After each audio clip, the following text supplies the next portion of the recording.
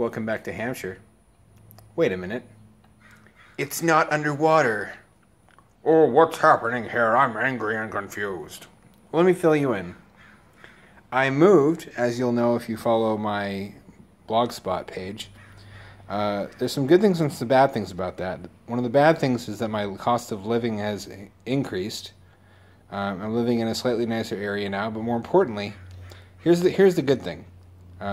I'm now living near 3 different bodies of water, if you count a river as a body of water. I'm living near a wetlands.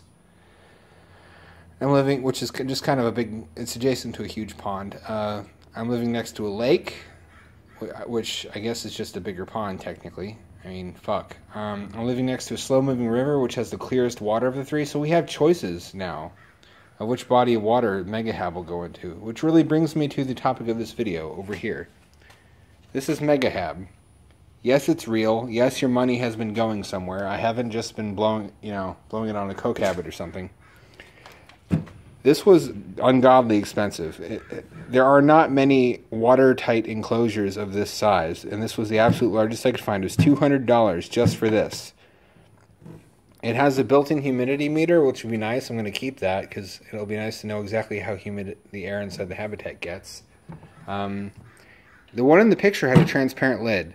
This one does not. I complained, and they said that they haven't made the one with the transparent lid for many years. So that means I need a hand saw, an electric handsaw, to neatly cut out space for a window in this lid, because light needs to be able to get in here. I need to have natural light coming in so you can see the hamsters properly.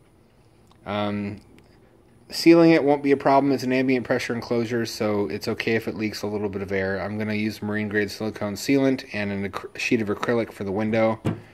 Underneath here, these are also quite expensive. I don't think they make these anymore, the enclosures. Each of these contains 20 pounds of lead. Each of these is 5 pounds. So that's 60 fucking pounds. It's quite heavy, which is why I haven't bolted the enclosure to the weights yet, because I want it to be light and easy to move around while I'm cutting the hole in the lid. That's been a huge roadblock. I need money for the tool. I need money for the bolts. I need money. I just need money, which is why I started a Patreon. I hate to beg, it leaves a sour taste in my mouth, but I have bills to pay now. I have to live a fucking grown adult-ass life. I still want to complete this ill-advised and honestly, like, insane hobby project, which you have been great about facilitating until now. I hope you'll continue. I hope if you visit my page at patreon.com/Hampture, same spelling as in the YouTube channel. You can send $1 a month my way or more if you're so inclined, but really just $1 from each of you would be ample so that I can afford to finish this, because underwater living space, even this amount, is surprisingly expensive. This amount of air, it took 60 pounds to weigh this down to keep this underwater. I tested it in the bathtub with the weights on top. So unfortunately, as you scale up the amount of trapped air you want to hold underwater, it doesn't get more expensive in a linear fashion. It gets more expensive exponentially. Now, I have plans to mitigate that. I have plans for a demonstrator habitat that will just have empty ballast containers, no weight. And I'll use a suction pump, a dredge pump, to suction sand and mud and debris up from the bottom of a body of water into those to weigh the thing down, so I don't have to transport weight over land, and I don't have to buy weight in the first place.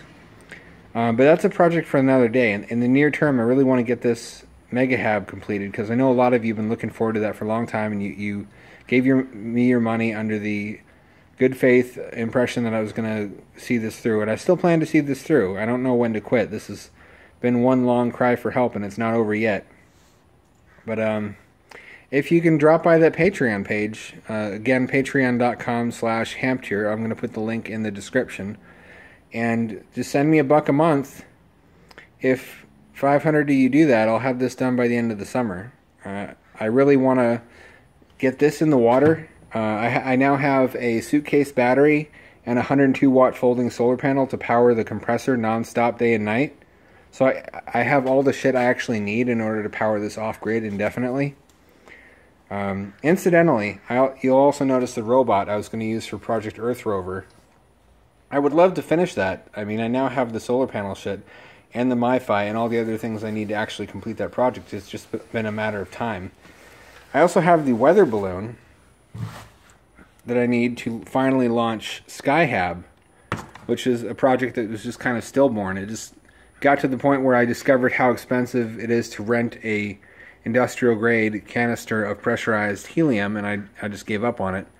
But now I have the Patreon, which, you know, once I finish MegaHab, if you guys want to see MegaHab launch, that could be something that I work on as well. And I've now got a drone finally, so I could film the flying habitat up as high as 400 feet, which is the FAA limit for hobby projects like this. I have all the shit I need to actually do justice to these projects. I just need a little bit of financial help to cover the most expensive aspects of it. Because, man, if this project has taught me anything, it's that putting warm, dry, fresh air living space underwater is really fucking expensive, and that's why there's no underwater cities for humans. But there can be for hamsters if you want there to be, and if you're willing to toss a little bit of money my way.